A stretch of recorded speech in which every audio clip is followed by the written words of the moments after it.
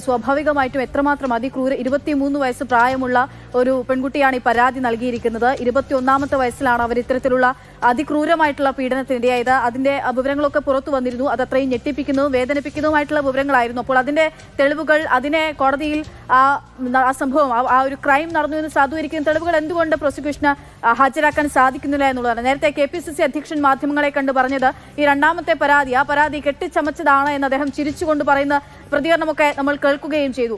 മാത്രമല്ല KM മുരളീധരൻ നേരത്തെ വന്ന് സർക്കാരിന്റെ ഭാഗത്തുനിന്നുണ്ടാകും വീഴ്ച, രാഹുൽ മാങ്കൂട്ടത്തിലിനെ പിടിക്കുന്നതിൽ ഉൾപ്പെടെ ഉണ്ടാകുന്ന വീഴ്ചയെ പറ്റി സൂചിപ്പിക്കുന്നുണ്ടായിരുന്നു. അപ്പോൾ മുഖ്യമന്ത്രിക്ക് ഉൾപ്പെടെ നൽകിയപ്പെട്ടിട്ടുള്ള, ആദ്യഘട്ടത്തിലാണെങ്കിൽ നൽകപ്പെട്ടിട്ടുള്ള പരാതിയാണ്, അതിന്റെ തുടർച്ചയാണ്. ഒരു MLA-ക്കെതിരെ വീണ്ടും വന്ന ഒരു പരാതിയാണ്. അവിടെയാണ് ഇപ്പോൾ മുൻകൂർ ജാമ്യം ലഭിക്കുന്ന ഒരു അവസ്ഥ ഉണ്ടാകുന്നതും ഇത്തരത്തിലൊരു കേസ്.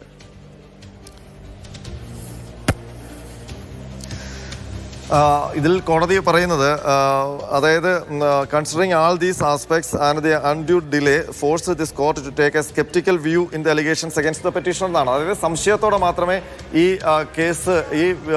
കേസിലെ അല്ലെങ്കിൽ ഈ പരാതിയെ കാണാൻ പറ്റൂ, അതായത് ഈ പരാതിയെ കാണാൻ പറ്റൂ എന്നാണ് കോടതി പറയുന്നത്. ആ രീതിയിൽ ഞാൻ നേരത്തെ സൂചിപ്പിച്ചതുപോലെ തന്നെ ഇതിൽ ഓരോ വിശദാംശങ്ങളും കോടതി ഇഴകീറി പരിശോധിക്കുന്നുണ്ട്. അതിൽ ഏറ്റവും പ്രധാനമായി കോടതി എടുത്തത് രണ്ട് മൂന്ന് കാര്യങ്ങളാണ്. അതിലൊന്ന് ഈ പരാതി നൽകാനുള്ള വൈകൽ, ആ വൈകൽ ഒരു കാര്യമായിട്ട് എടുത്തിരിക്കുന്നു. അതിനൊപ്പം തന്നെ ഈ ബലാത്സംഗം നടന്നു എന്ന് പറയുന്നതിന് ശേഷം രാഹുൽ മാങ്കൂട്ടത്തിലിനെ വിവാഹം കഴിക്കാനുള്ള താല്പര്യം വീണ്ടും പ്രകടിപ്പിച്ചുകൊണ്ട് ആ പ്രതീക്ഷ വെക്കുന്നു. അതിനുശേഷം വീണ്ടും ഈ സംഭവത്തിന് ശേഷവും നിരവധി തവണ ചാറ്റ് ചെയ്യുന്നുണ്ട്. ആ കമ്മ്യൂണിക്കേഷൻ നിലനിർത്തുന്നു. ആ ചാറ്റിൽ, കോടതിയിൽ സമർപ്പിക്കപ്പെട്ട ചാറ്റിൽ പലതും മാസ്ക് ചെയ്തിരിക്കുന്നു.